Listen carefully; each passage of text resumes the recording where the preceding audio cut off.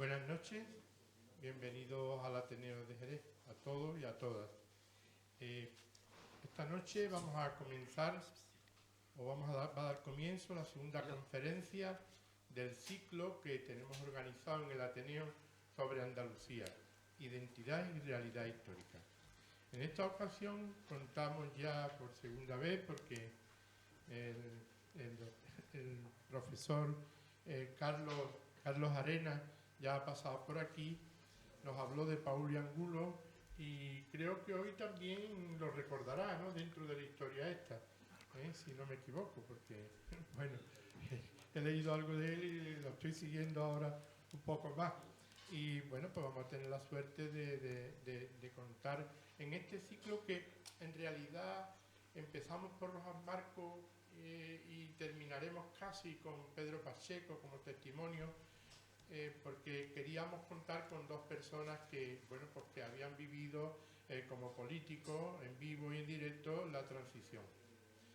Pero lo que nos interesa es profundizar en la historia de Andalucía. Lo que nos interesa es conocer la historia, una historia desconocida, que además, como ya veremos y explicará el profesor Carlos Arenas, bueno, una historia, por lo menos la parte que él va a desarrollar, creo que es bastante poco conocida y que tiene mucho que ver, bueno, pues con Andalucía y con el sentido andaluz o de el sentido que tiene como identidad, si se quiere decir, ¿no? Y también más adelante pues se trataremos, en este caso que vendrá Manolo Ruiz Romero, el doctor en historia contemporánea, ¿no, Manolo? Experto también en historia de Andalucía, del andalucismo, que será el día 10, que nos hablará sobre la Andalucía desde Jerez, transición, andalucismo y poder andaluz. Como ya he dicho, lo que intentamos es que desde el Ateneo es dar a conocer la historia, es conocer en profundidad una parte muy importante de nuestra historia que no conocemos, y por eso hemos organizado este ciclo. Gracias al profesor Carlos Arenas por seguir viniendo al Ateneo y contándonos sus investigaciones y sus estudios, y también, por supuesto, a Manolo Ruiz. Así que les doy la palabra. Bien. Bueno, buenas tardes y bienvenido a la segunda sesión del ciclo del Ateneo de Jerez, Andalucía, Identidad e Historia. Hoy nos acompaña el amigo Carlos Arenas. Hace casi un año estaba por aquí también presentando el que entonces era su último libro sobre el paisano Paul y Angulo. Por dar unas pinceladas sobre el currículum del amigo Carlos, deciros que es, bueno, licenciado en la Universidad de Barcelona en Historia, doctor en Historia por la Universidad de Sevilla. Hoy es catedrático jubilado, pero activo, como podéis ver. Ha sido director del Departamento de Economía y Historia de la Universidad de Sevilla y ha sido decano de la Escuela de Relaciones Laborales, más tarde decano también de la Facultad de Ciencias del Trabajo. Pero al margen de lo que es su currículum, que lo podéis encontrar en Internet fácilmente, yo he traído, sin saber que iba a venir la Luna Nueva a exponer algunos libros, que creo que hace bien, yo he querido traer algunos libros míos y presentarlo como la mejor forma de explicar la labor de Carlos Arenas.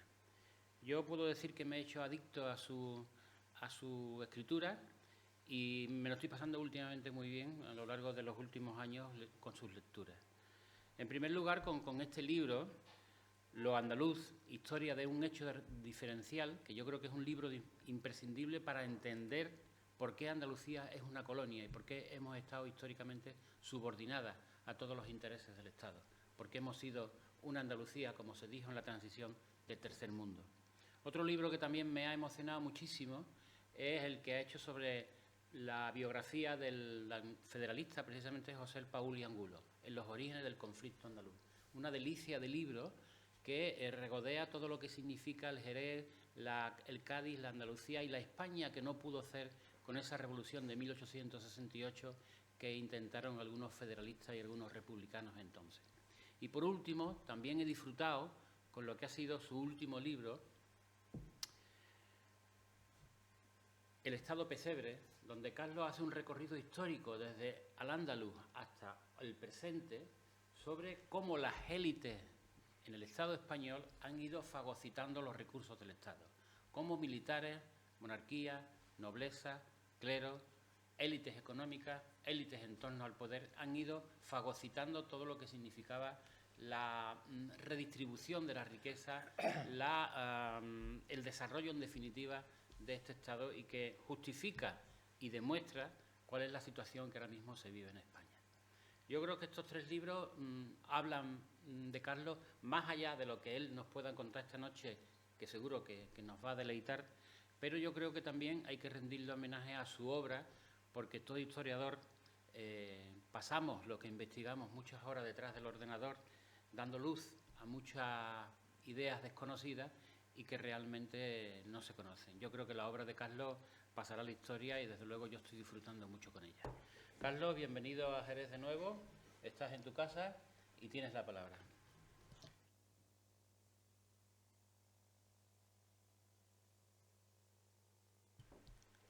Ahora, gracias Manuel, gracias al presidente del Ateneo por invitarme. Soy ya de la casa. Si todo va bien, volveré el año que viene si me invitáis. Traigo un asunto y un tema, como decía él, poco conocido. Y creo que es importante que los andaluces sepamos un poco de esta parte de la historia que ignoramos. He titulado la charla Federalismo y cantonalismo andaluz en el siglo XIX. Si pensamos la palabra cantonalismo, no voy a preguntar, pero si pensáis un poco, pensáis en revueltas, caos, ¿verdad? Desórdenes públicos, tiros, intervenciones del ejército, en fin, todo un compendio de términos peyorativos que son, como todos los términos peyorativos, cuando lo hacen las clases dominantes, pues son tremendamente injustos. Suiza es un país cantonal y no hay más pacífico que Suiza, ¿no? Y hay otros países que son federales y no por ello, pues, digamos que concitan necesariamente violencia.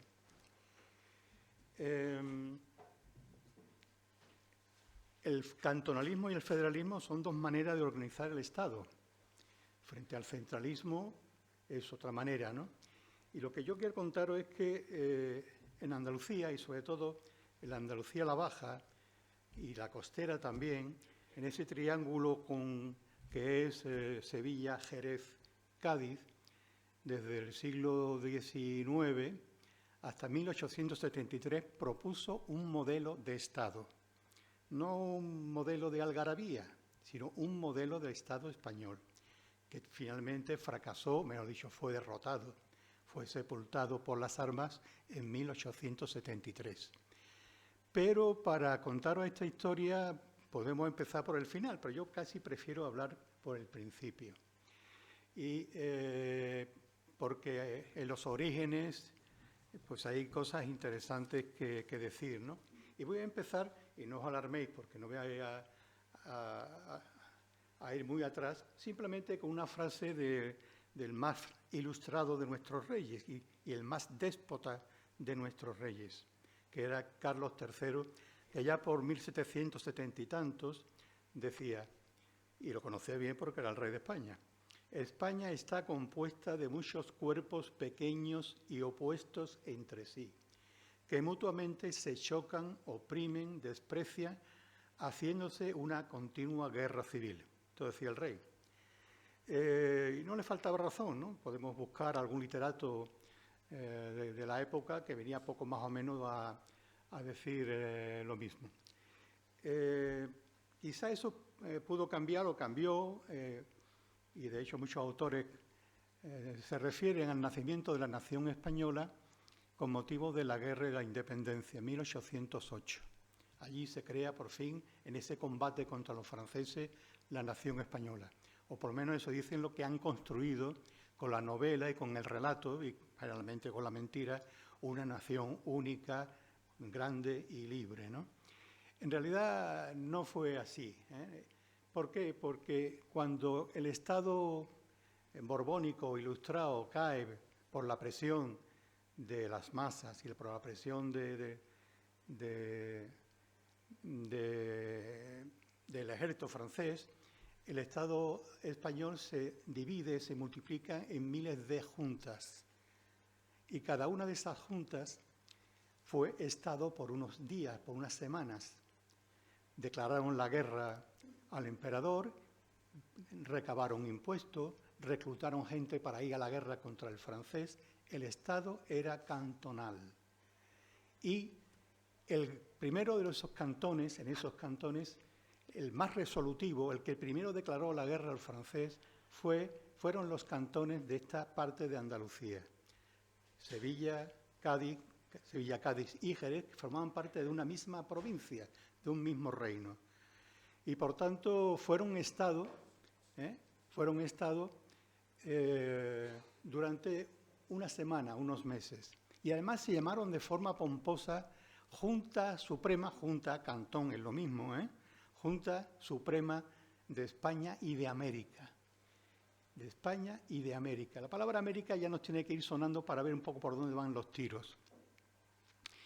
Y esos tiros van por el que, bueno, pues el comerciante jerezano y sobre todo el gaditano, que era el más importante, que había tenido el monopolio del comercio, incluso el sevillano, que tenía todavía grandes contactos con América, tenían el miedo realmente de que Napoleón invadiera España y se quedara con todas las colonias. Y por tanto había que hacerle la guerra a Napoleón. Así que la primera jefatura, la primera sede del Estado fue Sevilla. Cuando los ejércitos de Napoleón invaden Sevilla, todo el gobierno y toda la Junta, la Suprema de Sevilla, y ya existía la Junta Central, se va a Cádiz y, como sabéis perfectamente, Cádiz está asediada entre 1810 y agosto de 1812. En esa época, Cádiz es la capital de España. Allí está el Parlamento que hace unas leyes, que hace una constitución que termina en 1812. Y perdonad que estoy contando cosas que sabéis sobradamente. Una constitución liberal. Hay un consejo de regencia que gobierna en nombre de un rey que dicen que es deseado, que después formará a la Marimorena y acabará con las libertades. Pero lo importante es que Cádiz, aislada, pues se siente no solamente la capital del Estado, sino también se siente, digamos que de ese Estado que tiene todavía colonias americanas, que tiene todavía colonias en el continente americano y además suministra gran parte de los recursos financieros que esa España insumisa está oponiendo a Napoleón. El problema es que mientras esto está ocurriendo, por aquello de que España está invadida y que ahí ya se empiezan a notar movimientos de independencia en las colonias, se decían provincias americanas. En Caracas, en Buenos Aires, empieza el movimiento de los criollos que quieren independizarse. Esto es importante porque Cádiz ha vivido del comercio americano desde el siglo XVIII y, por tanto, por nada del mundo querría perder esa relación comercial que tiene con América. Y entonces hay dos maneras de entender las relaciones con América. O bien hacer la guerra y obligar a los americanos de nuevo a doblegarse a la autoridad del imperio, o bien llegar a acuerdos con ellos, a crear una especie de federación, de confederación, que España, igual que hizo la Commonwealth, Inglaterra con sus colonias, que España hiciera su, entre comillas, Commonwealth con las nuevas repúblicas americanas. Fernando VII, una vez que vino, esta otra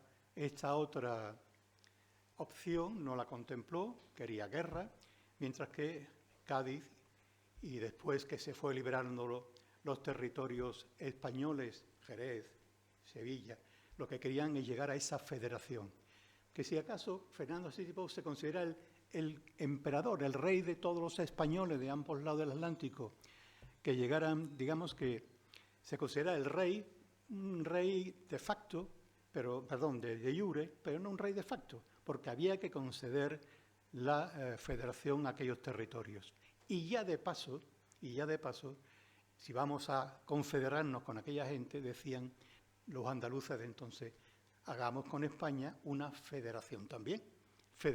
Federémonos, construyamos ese Estado, como hemos dicho antes, de Carlos III, absolutamente deslavazado, organicémonos desde la provincia, desde el cantón, poco a poco, para construir un Estado federal. Esta era la obsesión, salvar el comercio americano, llegar a acuerdos con los criollos, llegar a un acuerdo con el resto de los españoles. Obviamente eso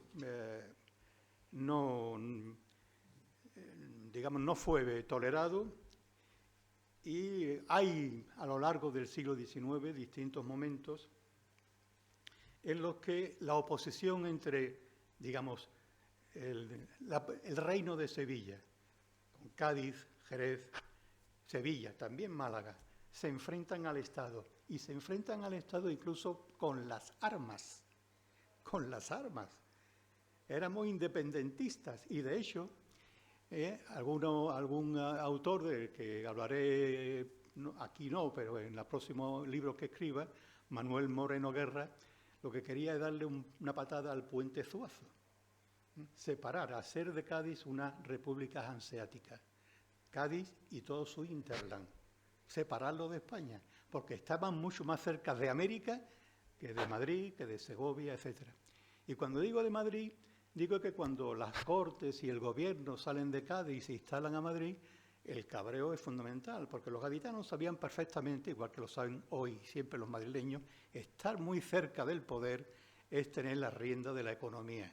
Y por tanto se lastimaron mucho de que el año 13 decidieran las Cortes marcharse a Madrid, el Gobierno marcharse a Madrid, porque dejaban a Cádiz y a su entorno sin ese, digamos, recurso político de tener ellos el control del Estado. Y como no lo toleraron, los choques con Madrid, cuando digo Madrid, digo el Estado, el establishment, el Estado, fueron incluso violentos. De hecho, cuando, por ejemplo, en 1822 hay unos nombramientos del gobierno Bardají. Bueno, el gobierno era de Fernando VII, pero, digamos, el secretario de Estado, que hace las veces el primer ministro, Bardají, pues nombra a gobernadores militares, gobernadores civiles en Sevilla, en Jerez y en Cádiz. Nosotros, los independentistas de entonces, dijimos no queremos a esta gente, los nombramos nosotros. Nosotros nombramos al gobernador militar, no queremos vuestro ejército aquí, queremos milicias ciudadanas que defiendan el orden público, queremos controlar pues, la finanza y sobre todo queremos libre comercio, porque siempre hemos sido regiones exportadoras, y por tanto nuestro futuro económico depende del libre comercio. En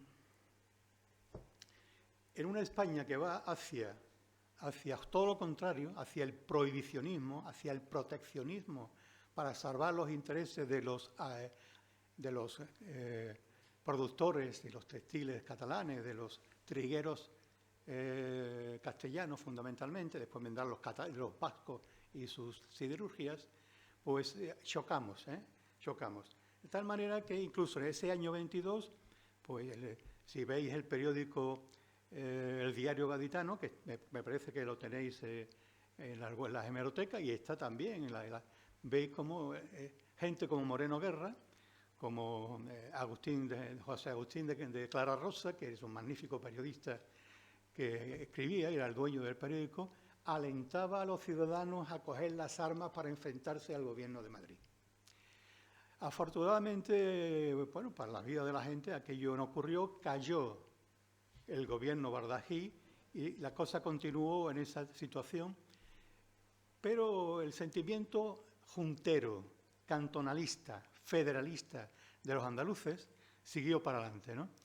Digo federalista porque cuando hablamos de federalismo normalmente se piensa en ¿quién? En Pi y Margall. Estamos hablando de un federalismo 40, 50 o 60 años antes de que a Pi y Margall se le ocurriera la idea de la Federación Española.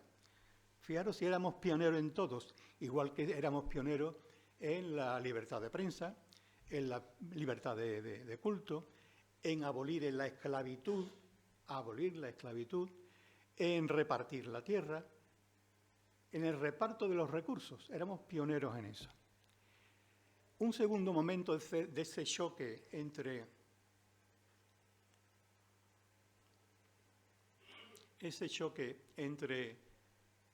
el Estado o el país andaluz, por lo menos el que yo estoy nombrando, ¿no? Y el resto de España se produce en los años 30. Ya no es tanto Cádiz, que ha terminado por ser un puerto de cuarta categoría, serán fundamentalmente Málaga y Jerez quien tomen esa bandera. La ruina, la independencia de América, pues ha hecho de Cádiz pues un puerto, digamos, de segunda categoría, he dicho, ¿no? Pero la bandera del federalismo la toman estas dos ciudades. Y ya en los años 30, tanto Jerez, que en el año 34, como Málaga en el año 35, pues ya hay sus juntas, se crean juntas con, sabéis que en el 34 ha terminado la guerra, está todavía, mejor dicho, está la guerra carlista, y como está la guerra carlista, los liberales y los carlistas están enfrentados. Hay ciertas libertades bajo el gobierno de Martínez de la Rosa, y aprovechando esas libertades, los andaluces retomamos la idea de la Junta. Y volvemos al enfrentamiento. Voy a saltarme algunas cosas para decir que en el año 35 todas las juntas, todos los cantones andaluces forman en Andújar una Junta Suprema que quiere imponerle a Madrid un estatus político y económico diferente, siempre basado en la idea del librecambio, del librecambismo, de abrir los puertos, que entren y salgan las mercancías sin aduana y sin problema de contrabando, que es lo que ocurre cuando hay aduanas, que hay contrabando también. Y esas exigencias se transforman en la formación de un ejército andaluz, presidido por el conde de las Navas. ¿Y dónde va ese ejército? El año 35, a Madrid. Va a Madrid a imponer al gobierno un estatus político y económico. Fíjense que estamos en la guerra carlista. O sea, los carlistas por el norte, y habría que explicar también otro movimiento desacreditado, bueno, que habría que explicar bien para, podríamos desacreditarlo evidentemente, por lo que tienen de reaccionario, de beatones, pero también hay que entenderlo por el rechazo que aquella gente tiene a un modelo de Estado y de capitalismo centralizado, y no digamos, a un modelo económico basado en unas relaciones paternales, cuasi feudales todavía, que permitía a los campesinos disponer de su excedente. Bueno, mientras los campesinos disponían en el norte de su excedente y podían vender, miel sobre hojuelas, se santiguaban, se arrodillaban, eso es lo de menos. Qué gran diferencia con Andalucía, que ya desde la Edad Media el campesino no tenía excedente, ni tiene excedente, el jornalero no tenía excedentes, tenía jornal si acaso. O sea que el mundo feudal, me estoy saliendo un poco de la rama, pero yo creo que es importante el mundo feudal del norte, o cuasi feudal, permitían a los campesinos acumular capital, y mientras que el capitalismo andaluz, que viene de la Edad Media, pues al campesino y al jornalero no le daba ninguna posibilidad de tener recursos. Vuelvo al relato. 2 ejércitos y el de Andalucía va hacia Madrid. Y va hacia Madrid, pero para porque algunas de las personas que más han luchado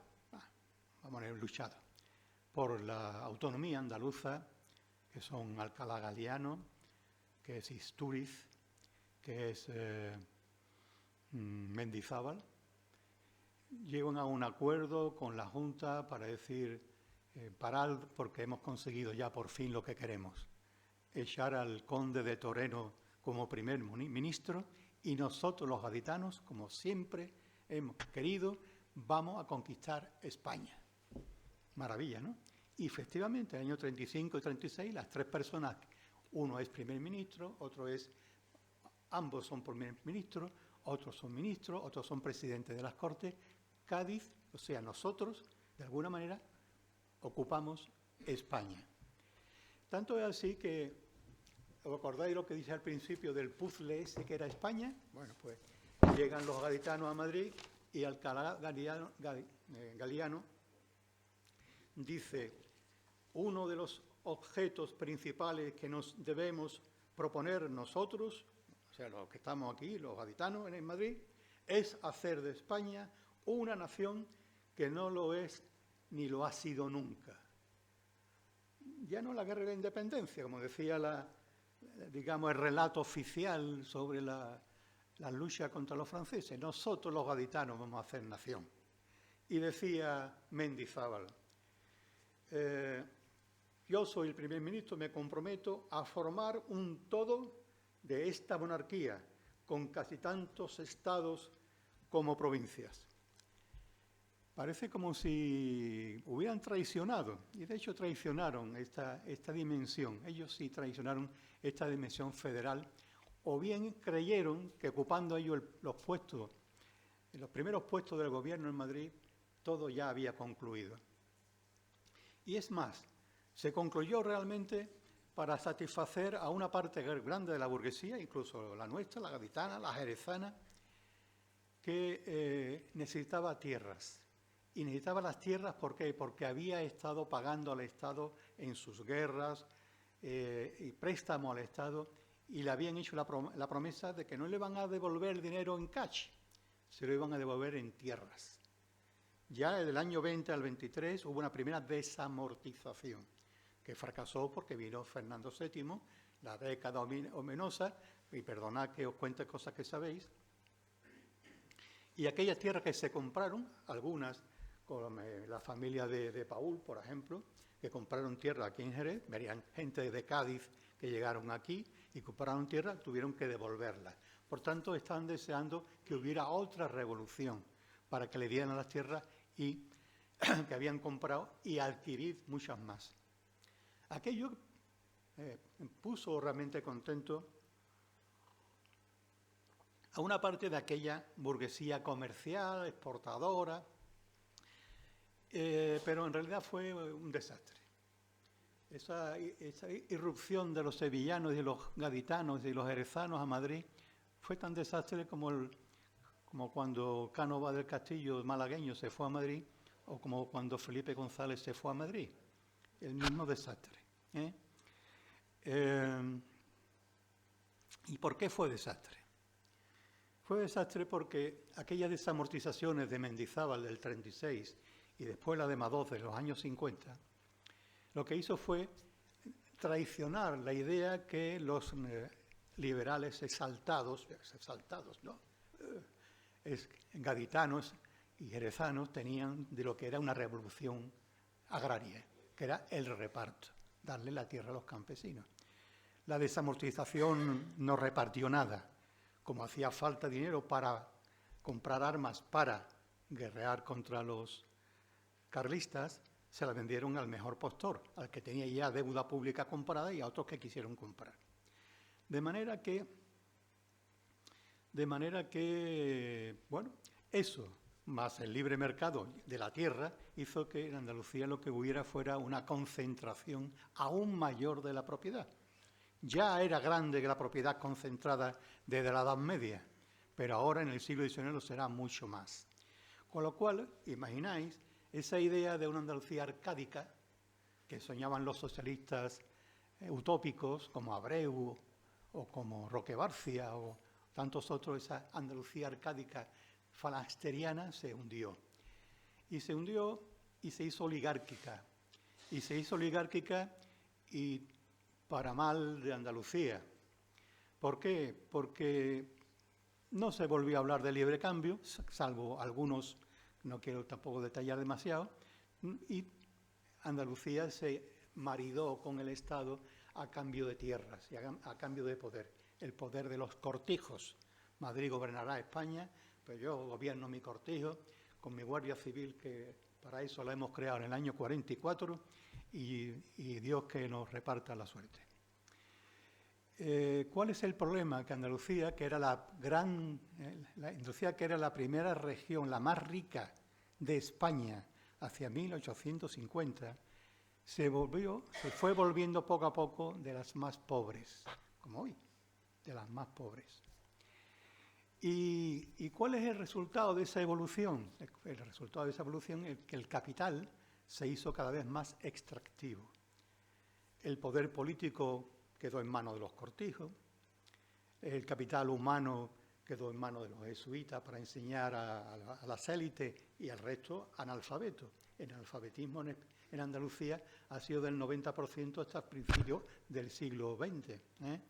No digamos de las relaciones sociales, del capital social, ¿no?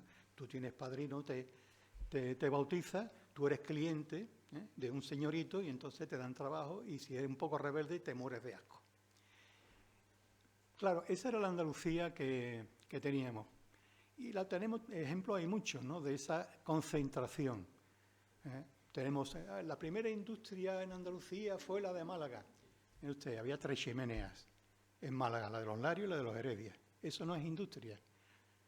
¿Y por qué no quisieron tener más industria en Andalucía? Porque no querían, digamos que su negocio era tan pequeño que no querían compartir. Algo contrario, ¿verdad, Antonio?, que lo que ocurre en Cataluña, ¿no? No querían compartir, no querían que su riqueza fuera compartible con nadie y se cargaron, por ejemplo, toda la industria antequerana. Y no hablemos, por ejemplo, de la loza de Sevilla, los Pigmas. Yo soy la loza, señores, y la gente de Triana y la loza me trae sin cuidado, cuando podía realmente haber hecho un distrito industrial potente de la industria cerámica en España. O Jerez.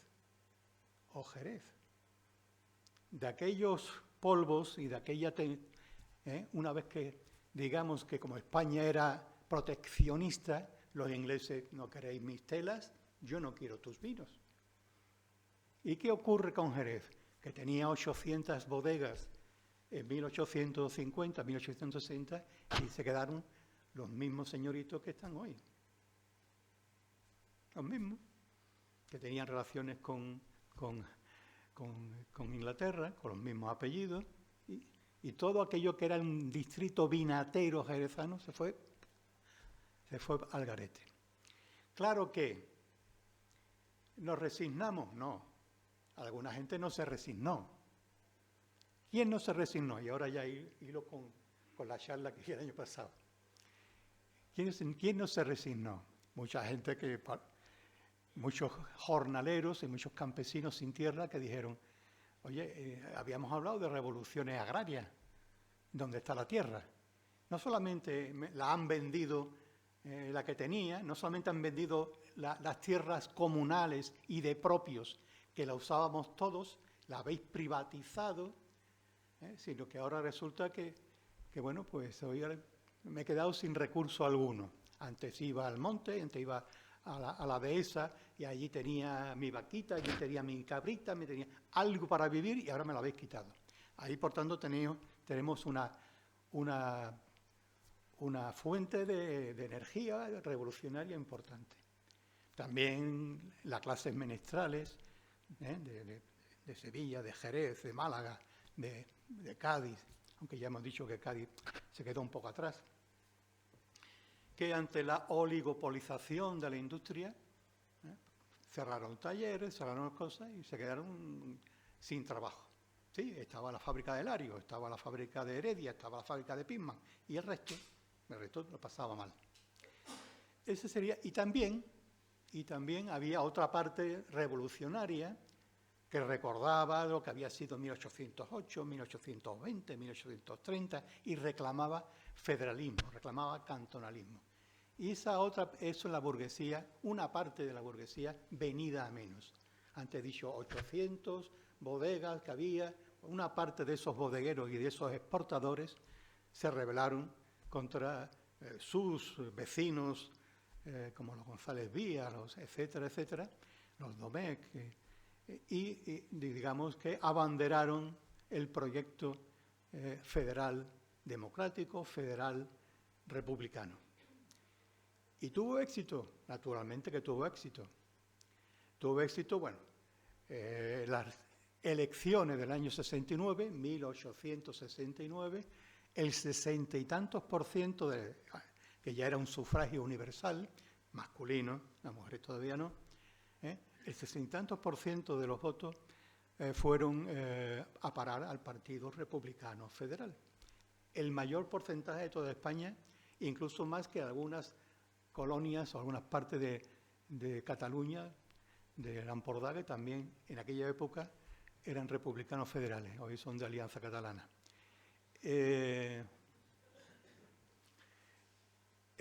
Así que incluso volvemos a las armas, para imponer, volvemos a las armas.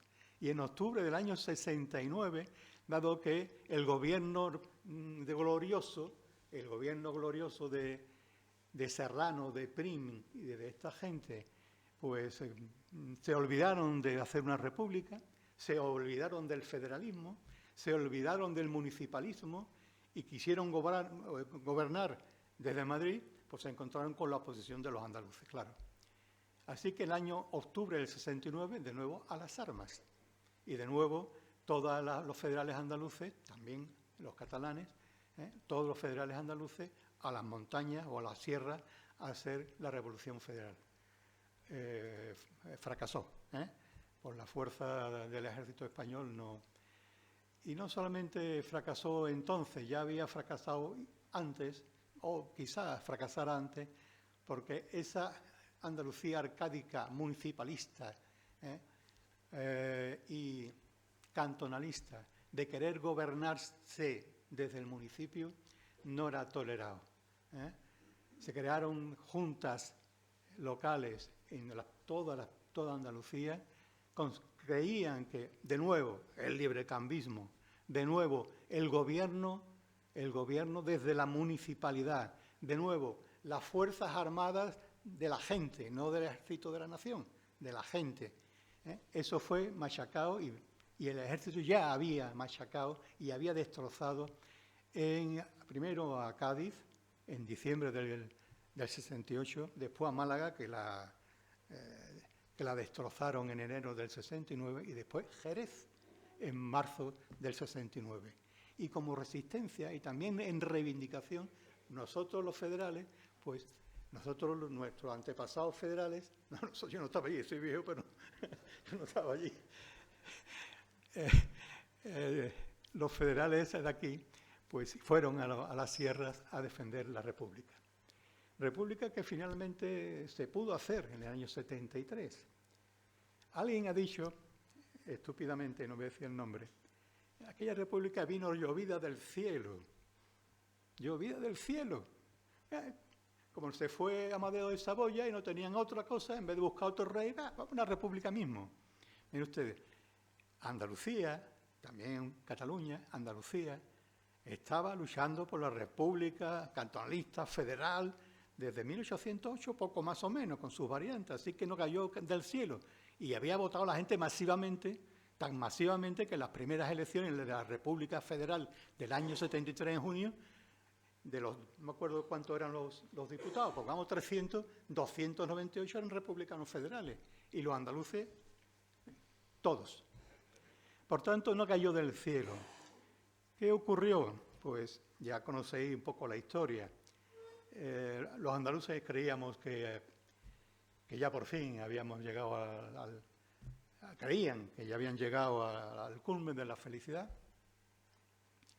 que por fin ya teníamos una república federal instalada en España, que por fin los cantones íbamos a organizar Andalucía desde el cantonalismo, pueblo a pueblo, ciudad a ciudad, poniéndose de acuerdo, que no era la primera vez que se ponían de acuerdo, que para muchas cosas. Pero, en fin, ponerse de acuerdo y poquito a poco ir construyendo nación desde abajo. Nación desde abajo, no desde arriba, desde abajo. Hubo un problema, es que no había un federalismo, había dos federalismos al menos. Uno, los historiadores políticos, uno transigente y otro radical. Los andaluces siempre los radicales. No era tanto eso como transigente y radical. Era más bien una concepción de nuevo económica.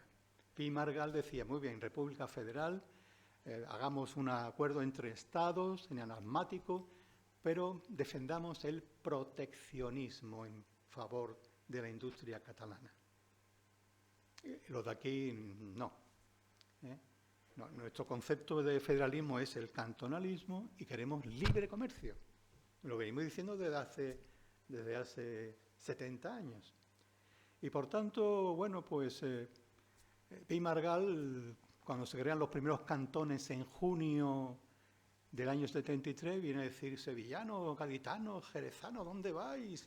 Que esto no es, o estáis excediendo. Vale, nos excedemos. Vamos a hacer lo que usted quiera, don Francesc. Y se paró la cosa. Durante un tiempo se paró la cosa, pero Francesc Pi Margall se quitó de en medio. Un 18 de julio del año 73, vaya fechita. Y al quitarse de en medio, pues los andaluces, bueno, ¿y ahora qué? Vamos a hacer la cantonal, vamos a hacer un movimiento cantonal para conseguir lo que queremos. Pero, evidentemente ya la burguesía andaluza, ya hemos dicho que estaba fraccionada, y el ejército, Pavía, intervino en Andalucía, acabó con los cantones andaluces. Los cantones andaluces en unas fechas, en Sevilla, en Jerez, en Cádiz, en Málaga. Y el único que quedó fue Cartagena, del único que se habla, el cantón de Cartagena. Pero lo que no sabemos es que el cantón de Cartagena estaba gobernado por un andaluz, Roque Barcia, nacido en Isla Cristina, aunque era poco tiempo sevillano. Y el periódico El Cantón estaba dirigido por un granadino. O sea que Cartagena puso los barcos y puso la defensa de sus pero realmente el último grito se dio en Despeñaperro, y hablando del Estado andaluz, un Estado andaluz que, bueno, que no que quisiera separarse, quisiera tener lo mismo que han tenido después otras autonomías, otras regiones. Es un doble patriotismo, ser, bueno, políticamente español, ¿por qué no?, pero ser soberano económicamente. Lo que tiene el País Vasco, lo que tiene Cataluña, manejar ese doble patriotismo, lo que decía Cambó, dejarnos nosotros que nos manejemos, y mientras nos vaya bien seremos españoles. Cuando nos vaya mal ya veremos lo que ocurre. A nosotros no se nos dio esa oportunidad. Y como no se nos dio esa oportunidad, desde el año 73 hasta hoy, pues vivimos una situación, ya voy terminando, pues antes lo ha dicho Manuel, creo que lo ha dicho Manuel, tú lo has dicho, de colonia interior, de un lugar, de un territorio donde se extraen riquezas, no solamente riquezas materiales, sino también riquezas económicas, y un lugar dependiente de decisiones que toman otros. Antes eran, ¿qué digo yo? Pues las minas, ¿no? Las minas de Río Tinto en manos de ingleses o de franceses, las industrias en manos de vascos y de otras multinacionales, los mismos señoritos cuyos nombres algunos hemos nombrado, esas empresas que crearon con independencia de los demás, las vendieron al extranjero y hoy tenemos más de lo mismo, que es, si no, este gobierno vendiendo la salud pública a trocitos a Quirón, ¿verdad, Antonio? A Quirón es lo mismo, un gobierno que está al servicio de gente de fuera. ¿Cómo se remedia esto? Pues bueno, aprendiendo un poco de historia, intentando sacar provecho de lo que fuimos y sobre todo buscar la palabra soberanía, ¿no? Si nos están mandando, pues tener un gobierno soberano que sea soberano sobre el sistema financiero, sobre el sistema escolar, sobre tantas otras cosas que hoy se nos escapan de las manos. Y yo estoy especialmente interesado en contestar a vuestras preguntas, que serán seguramente lo más interesante de la charla. Muchas gracias.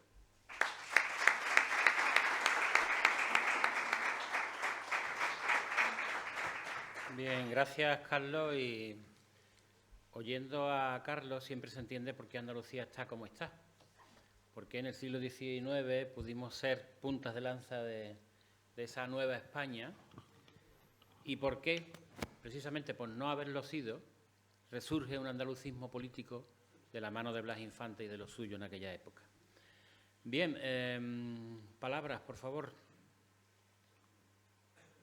¿Alguien quiere preguntar? ¿Sí? Carlos. En el siglo XIX, ¿no? Bueno, aparte de que haya políticos que quisieran la extracción de la riqueza de Andalucía, pero también hay una nobleza, bueno, unas élites que tienen buena parte de la tierra y que igual tampoco le interesa la industrialización de Andalucía para tener muchos jornaleros y tener mano de obra barata, estando al servicio de Madrid o a ellos mismos, ¿no? Entonces, digamos, aquí podría haber un reparto también de culpabilidad, aunque desde Madrid se manejara, pero también desde dentro de Andalucía, las élites andaluzas, aunque prevenían mucho de las castellanas, pero bueno, ya digamos, podemos ser andaluzas, ¿no? En ese sentido. Entonces, un poco quiero sobre ese tema. Sí, es una pregunta muy pertinente, muy pertinente.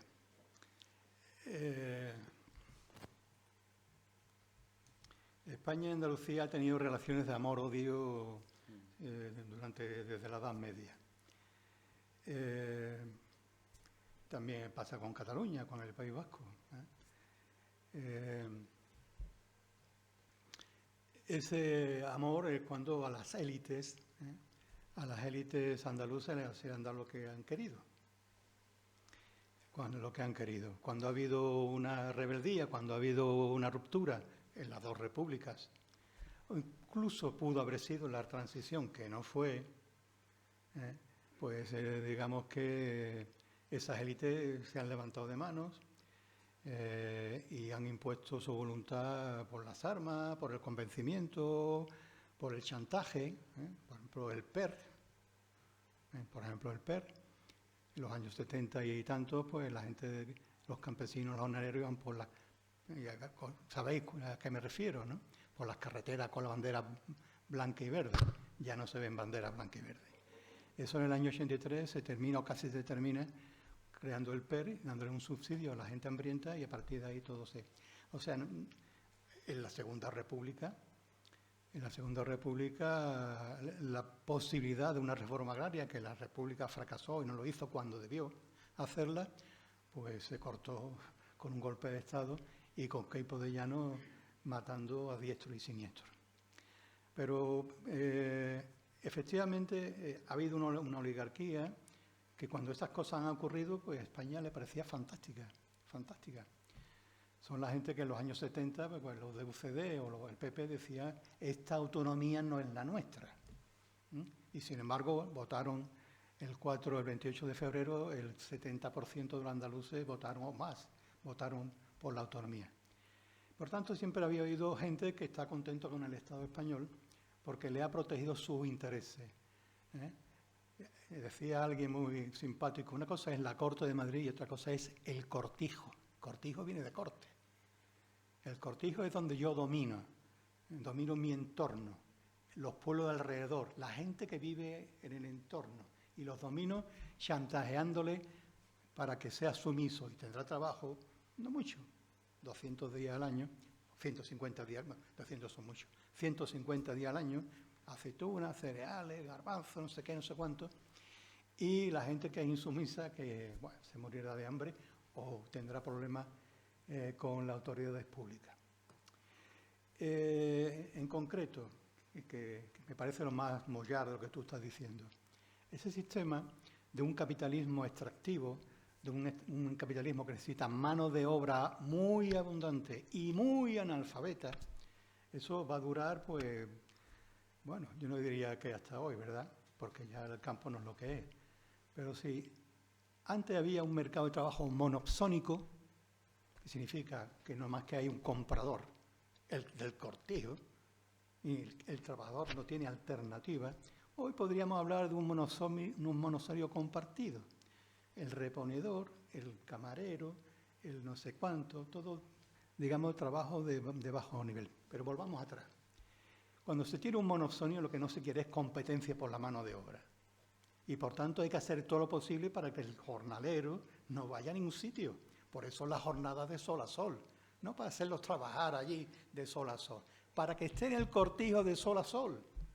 Y no vaya a ningún sitio, que no vaya buscando, no se vaya a otra parte a trabajar.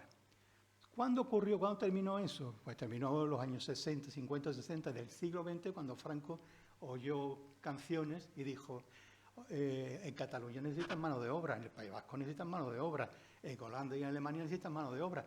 ¿Qué hacen esta gente aquí todavía, mano sobre mano, de sol a sol? Vamos a abrirles la puerta.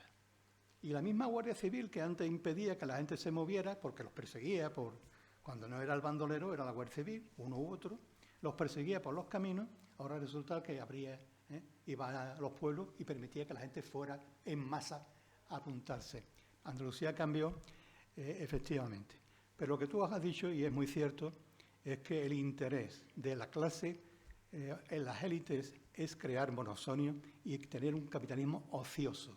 Te dice, hay que ver lo vago que es el andaluz. No, el que es vago es el capital andaluz, que ha enterrado o enterró su dinero en tierras para tener rentas cuando las cosas iban bien o para gestionar su propia empresa agrícola cuando las cosas iban regular, cuando le eran más factibles. Por tanto, no le echamos la culpa a nadie. No le echamos la culpa a los que hacen las cosas medio bien. Nos gusten más, nos gusten menos, pues también son muy aprovechados. A lo largo de la historia han sido muy aprovechados. Pero la culpa la tienen nuestras élites. La tienen nuestras élites y los que todavía están gobernando hoy con élites autóctonas o con élites foráneas. Por tanto, no hay que mirar a por ellos. No, a por ellos no. Vamos por los nuestros primero. Vamos primero por los nuestros. Bien, si no hay más preguntas, yo tengo algunas. Mira, Carlos, Blas Infante hablaba del Estado libre de Andalucía. Su doctrina política significaba una España confederal. Incluso hablaba también de los Estados Unidos de España. Ese concepto de confederación, que es muy actual, ¿sigue de alguna forma unido o nace o arranca de todo el cantonalismo y del movimiento juntero? Claro. Blas Infante no ha entrado en ello porque ese es tu tema, te lo voy a pisar. Porque es tu tema, lo va a pisar la próxima conferencia. Pero Blas Infante es un federalista. Es un federalista, es un confederalista, es un hombre que se presenta por un partido radical republicano en el año 31 y es un epígono de aquella gente. O sea que parece como si el andalucismo fuera una invención de Blas Infante. Hay que irse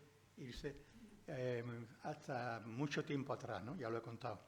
Pero con una particularidad, Paul Angulo, Roque Barcia, Fermín Salvochea y tantos otros no se llamaban andalucistas, se llamaban federalistas, republicanos federales.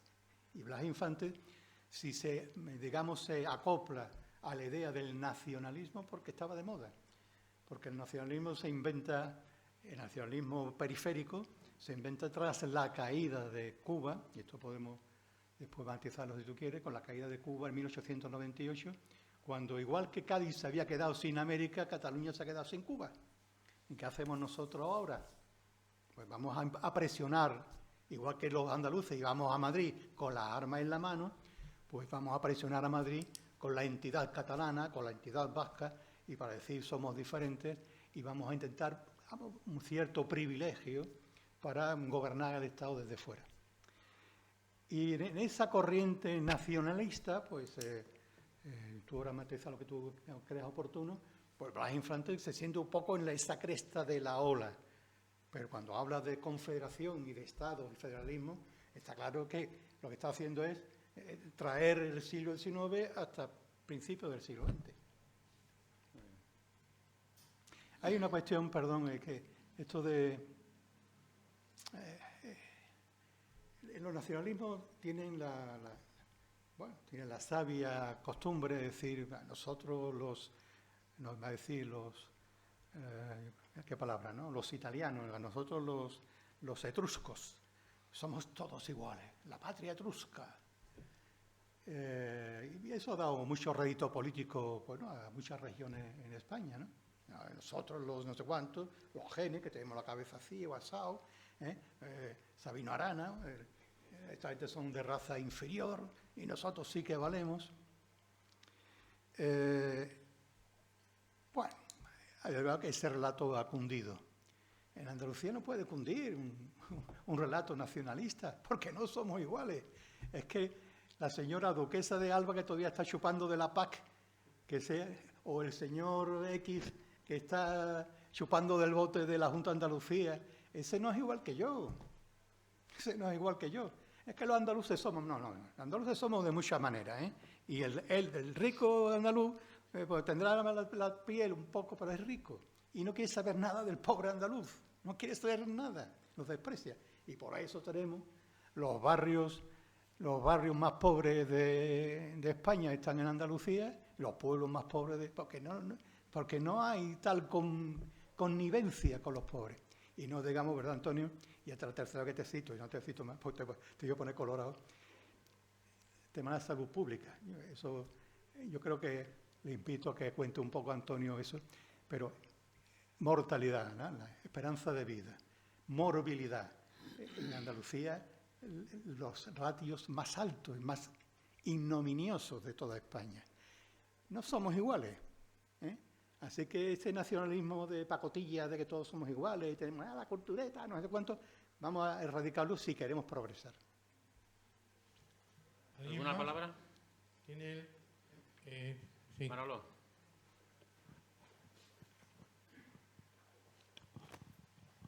A mí me ha llamado un poco la atención cuando ha hablado de el que está cerca del poder es el que tiene la economía.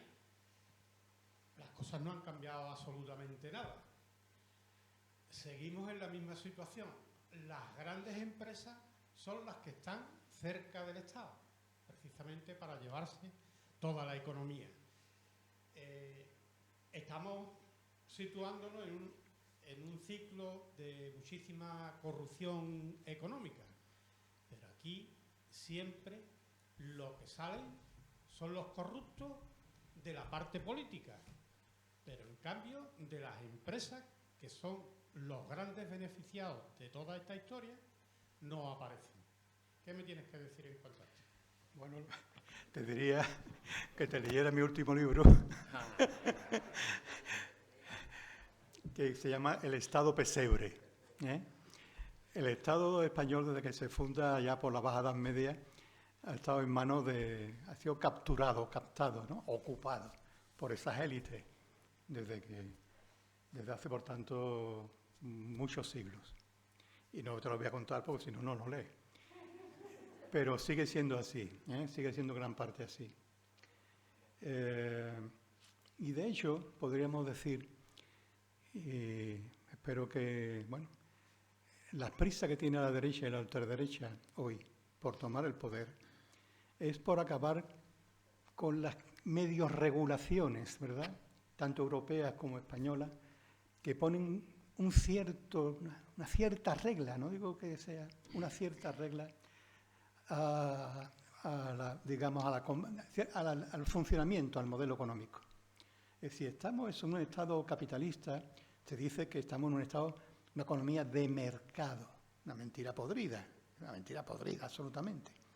Pero hay instituciones europeas que avalan que cierta competencia haya y que el juego sea libre entre demandantes y oferentes. Y de hecho tenemos en España, tenemos una comisión, que se llama que vela por la capacidad de la competencia, que pone sanciones a punta pala. Están en la web. O sea que si te interesa, ¿cómo se llama? Algo de la competencia, ¿lo sabéis? Bueno, esa. El mercado de la competencia. Eso es. Cientos y cientos de decir, esta gente están practicando el monopolio, esta gente están poniendo comisiones, esta banca está poniendo comisiones ilegales, aquellos están poniendo de acuerdo para poner los precios por encima de no sé cuántos, cientos. Mirad la página web. ¿Qué ocurre? Y ponen multas. ¿Qué pasa? ¿A qué acuden las grandes empresas para evitar todo eso? Y a los buenos abogados y a los jueces. A los jueces. Estamos en un momento que nos recuerda bastante a la Segunda República. Totalmente. La Segunda República, desde el minuto 1 ya estaban diciendo, somos víctimas, y vamos a echar a esta gente porque esto no funciona. La Iglesia y sus colegios, los militares, las empresas que habían vivido de gañote con Primo de Rivera, que la República dijo, ya no os damos más, que no nos dais más, te vas a enterar. Perdonad este lenguaje ya casi de amigos, ¿no?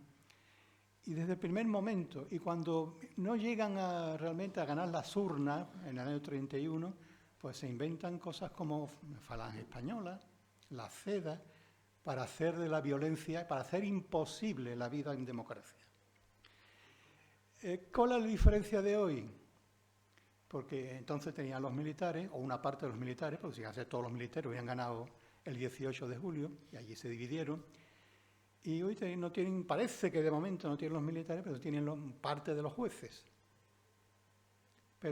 Y tenemos a la judicatura y a la fiscalía dividido entre los rojos y los nacionales. Perdona que haga esta comparación. Y estamos viviendo un fenómeno porque cada vez que la derecha pierde el poder económico, se busca cualquier triquiñuela para recuperarlo. A veces quitándose la careta de franquista, que fue lo que pasó en la transición. No, nosotros tenemos nada que ver con Franco, con las subvenciones de Franco, con las ayudas de Franco, eso era el cosa del pasado. Nosotros somos ahora neoliberales. Se quitan la careta, fundan un partido democrático, y cuando resulta que la democracia, la razón, el ser racional no da frutos políticos, pues llega la irracionalidad, la barbarie. Es decir, Sánchez hijo de tal, a prisión, no sé cuánto, por cualquier, y no estoy defendiendo a Sánchez, que también se podía decir algunas cosas de lo que podía haber hecho y no ser. ¿Y esto cómo se resuelve? Pues se resuelve con más transparencia, con más historia, con más democracia y con más participación ciudadana. Más participación ciudadana. Hay un tipo por ahí deleznable que dice, el que pueda hacer, que haga. Bueno, pues también hagamos nosotros lo que podamos, cada uno en su ámbito, para defender una democracia. Quería preguntarle, los demócratas y republicanos, cuando antes de que llegue la Primera República, que se decían o pretendían ser federales, cantonales, librecambistas, además abogaban por el reparto de la tierra. Eso me parecía muy utópico, me parece a mí muy utópico. ¿Eso cómo lo concretaban ellos? Pues muy sencillo. Porque llegó con la República, se fue al garete, ¿no? Y con la desamortización, al final, como usted dijo antes, la desamortización lo que hizo fue, bueno, pues ir ese dinero, ese reparto, esas tierras a las mismas manos, sin producir, ¿no? ¿Cómo concretaban ellos ese reparto? De hecho, la tierra, antes de las desamortizaciones, pues una parte que eran comunales y propios, que eran de los pueblos. Y el de la Iglesia, pues también pues, aspiraba a que los bienes amortizados por la Iglesia hubiera un reparto. Pues, ¿cómo se hace un reparto? Pongo un ejemplo de la Segunda República. Durante la Segunda República, el alcalde decía, a ver, la reforma agraria que vamos a hacer, pues el pobre alcalde, que era un maestro, un republicano, que terminó malamente en la fosa, no se sabe dónde están, vamos a repartir la tierra. A ver, todo el que quiera tal, vamos a una lista y en función de sus prioridades, la tierra del marqués de no sé cuánto y el marqués de no sé qué y el duque de no sé cuánto va a estar a disposición vuestra. Y hacía el hombre una lista y aquello fracasó. Y bueno, hemos dicho antes que la primera república fue una república andaluza, la segunda no. Cuando se dice somos republicanos, hay que acordarse de la primera república. La segunda república trajo cosas interesantes, ¿no? Proyectos interesantes, pero se olvidó de Andalucía. Se olvidó de Andalucía. Y al olvidarse de Andalucía, y en concreto olvidarse del reparto de la tierra, y siguiendo las directrices de la UGT, de Calor Gaviero, de decir, bueno, eso de reparto, eso suena muy anarquista, ¿eh? Mejor vamos a crear una clase jornalera potente, unos sindicatos obreros potentes. Nunca los hubo, ¿eh? Mientras que, y no solamente lo hubo, sindicatos potentes agrarios, sino que también malquistó las relaciones entre la pequeña burguesía agraria y el jornalero. La pequeña burguesía agraria andaluza y mediana estaba de acuerdo con el reparto. Pero si tú pones toda la carne en el asador, decir, más salario, más no sé cuánto, en una coyuntura económica como la depresión de los años 30, pues me voy con la derecha. Así que no lo hizo bien. Y no lo hizo bien también porque la reforma agraria, que era imperiosa, y se habló de quitarle las tierras a los señores en el año 31, se fue dilatando, no se hizo. Y cuando se pudo haber hecho en el año 36 con el Frente Popular, pues tampoco se hizo. ¿Por qué? Porque hubo un golpe de Estado. Por tanto, claro que se puede hacer, ¿eh? O se puede hacer el reparto o se puede hacer, digamos, una propiedad comunal. ¿Por qué no? En el norte del país las propiedades comunales existen y la gente se pone de acuerdo en distribuirse la propiedad comunal de forma ordenada. Y en Andalucía también, cuando se pudo, cuando ha habido repartos, también en Jerez, por ejemplo, los repartos de Olavide, creo que fue, pues digamos, también se ponían las tierras en común para repartirse o trabajar en común la tierra. Por tanto, cuando sale el reparto, no se habla, evidentemente, a ti te tocado 2 hectáreas, porque 2 hectáreas en viña está muy bien, ¿no? Algunos de ustedes lo tienen, a lo mejor. Ya no porque, pero 2 hectáreas en secano, no sé, eso no sirve para nada. Por tanto, hay que reunir mucho secano para producir algo de aquel secano y hay que trabajar en común. Por tanto, la palabra reparto es mejor llamarle reforma agraria. Y la reforma agraria pues ni se hizo en el 19 por las desamortizaciones y porque el mercado acabó con la pequeña propiedad, por la sencilla razón de que el pequeño propietario en la herencia subdividía sus parcelas hasta que eran económicamente inviables. Bueno, muy bien, muchas gracias. Eran inviables y por tanto vendían. Y el que era grande se hizo más grande. Y no solamente porque vendían, sino porque le presionaban, porque el señorito tenía un nexo con el cuartel y un nexo con la alcaldía para decirle a ver si achucha que yo quiero, aquella parte, aquella otra, y de alguna manera imponían su criterio. Por tanto, bueno, pero nunca es tarde si la dicha buena, ¿no? Que ese fracaso sí tuvo consecuencias, ¿no? Por ejemplo, para que los anarquistas crecieran en organización sindical, ¿no? Como un movimiento de defensa o de reclamar la tierra. Sí, claro, pero hay que desmitificar también el anarquismo, ¿no? Todos los grandes tópicos. Si tú ves a muchos campesinos y jornaleros de la UGT en el año 30 y tanto, sus principios eran los mismos que los anarquistas.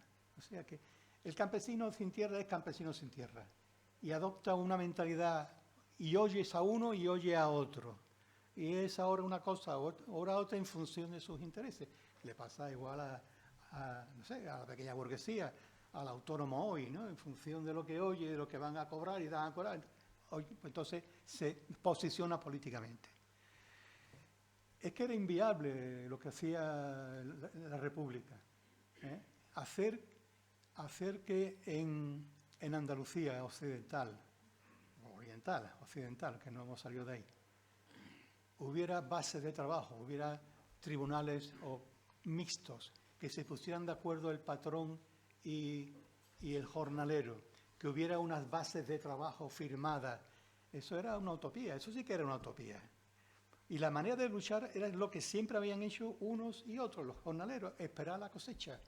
Ese era el anarquismo, vamos a esperar la cosecha. Y cuando el señorito vea que hay que recoger y nosotros estamos plantados, verá cómo paga.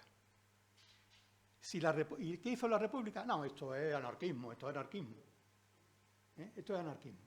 Lo legal y lo normal es que montemos un tribunal mixto, un paritario, empresarios y trabajadores que llegan a acuerdos. Y entonces, bueno, llegaban a acuerdos que no se cumplía porque el señorito aquello se lo saltaba la torera o porque se impugnaba y la gente decía, nos han quitado nuestra herramienta de lucha, y esta no nos sirve. ¿Y qué ocurre? No hay reforma agraria, esas estrategias de relaciones laborales en el campo, por el desprecio que un partido, por el desprecio de la República y de un partido obrerista. Cuando se tiene obrerista se trata de un obrero de fábrica, de las minas.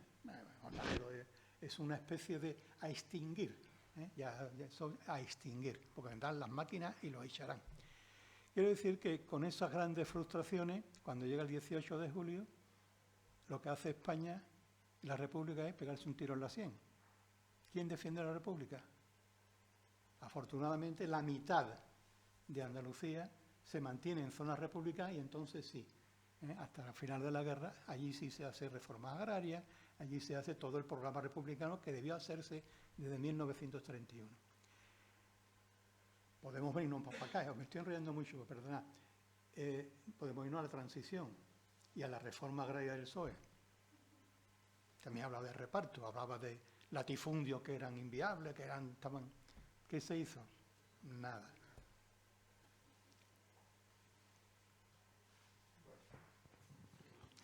Por alusiones. Sí, por alusiones.